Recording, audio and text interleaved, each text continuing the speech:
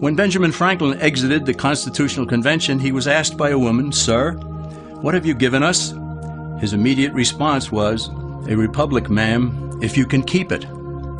Yet most Americans today have been persuaded that our nation's governmental system is a democracy and not a republic.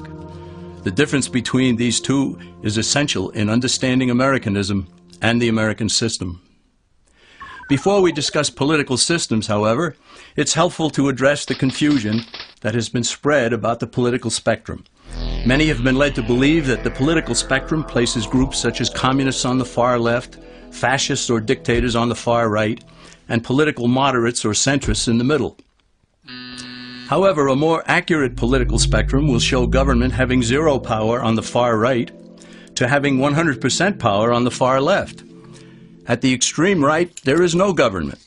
The extreme left features total government under such labels as communism, socialism, Nazism, fascism, princes, potentates, dictators, kings, any form of total government. Those who claim that Nazis and fascists are right-wing never define their terms. This amounts to spreading confusion. Toward the middle of the political spectrum can be found the type of government limited to its proper role of protecting the rights of the people. That's where the Constitution of the United States is. Those who advocate such a form of government are really constitutional moderates. So let's analyze the basic forms of government.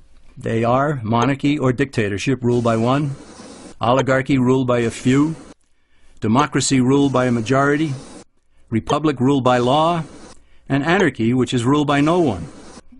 In discussing these five, we'll see that they can be narrowed down to even fewer. Looking first at monarchy or dictatorship, this form of government doesn't really exist in the practical sense. It's always a group that puts one of its members up front. A king has his council of nobles or earls, and every dictator has his bureaucrats or commissars, the men behind the scenes. This isn't ruled by one, even though one person may be the visible leader. It's ruled by a group. So let's eliminate monarchy, dictatorship, because it never truly exists. Oligarchy, which is ruled by a group, is the most common form of government in all history. And it is the most common form of government today. Most of the nations of the world are ruled by a powerful few, and therefore oligarchy remains. At the other end, we find anarchy, which means without government. Some people have looked over history and found that many of its worst crimes were committed by governments, so they decided that having no government might be a good idea. But this is a mistake, because as the ancient Greeks stated, without law there can be no freedom. Our founding fathers agreed and held that some amount of government is a necessary force in any civilized, orderly society. In a state of anarchy, however, everyone has to guard life, liberty, and property, and the lives of family members. Everyone must be armed, and movement is severely restricted because one's property has to be protected at all times.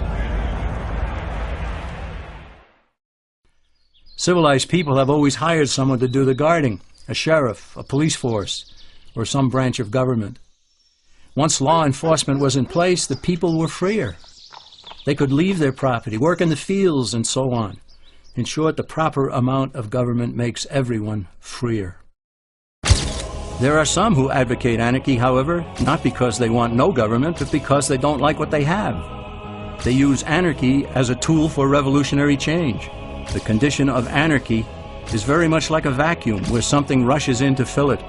These calculating anarchists work to break down the existing government with rioting, killing, looting, and terrorism. Tragically, the people living in such chaos often go to those best able to put an end to it and beg them to take over and restore order. And who is best able to put an end to the chaos? The very people who started it. The anarchists who created the problem then create a government run by them, an oligarchy, where they have total power.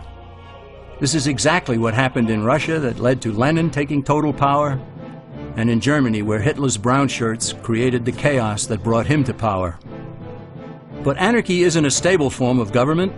It's a quick transition from something that exists to something desired by the power-hungry. It's a temporary condition, and because it isn't permanent, we eliminate it as well. The word democracy comes from two Greek words, demos, meaning people, and kratein, meaning to rule. Democracy, therefore, means the rule of the people, majority rule. This, of course, sounds good, but suppose the majority decides to take away one's home, or business, or children. Obviously, there has to be a limit. The flaw in democracy is that the majority isn't restrained. If more than half the people can be persuaded to want something in a democracy, they rule. What about republic? Well, that comes from the Latin, res meaning thing, and publica meaning public. It means the public thing, the law. A true republic is one where the government is limited by law, leaving the people alone. America's founders had a clean slate to write on. They could have set up an oligarchy. In fact, there were some who wanted George Washington to be their king. But the Founding Fathers knew history, and they chose to give us the rule of law in a republic, not the rule of a majority in a democracy. Why? Let's demonstrate the difference in the setting of the Old West. Consider a lynch mob in a democracy. 35 horseback riders chase one lone gunman. They catch him, and they vote 35-1 to hang him. Democracy has triumphed, and there's one less gunman to contend with. Now consider the same scenario in a republic.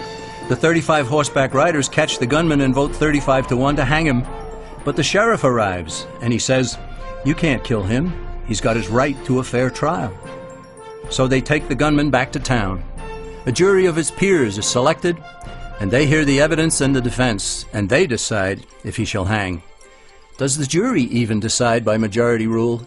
No, it has to be unanimous or he goes free. The rights of the gunman aren't subject to majority rule but to the law. This is the essence of a republic.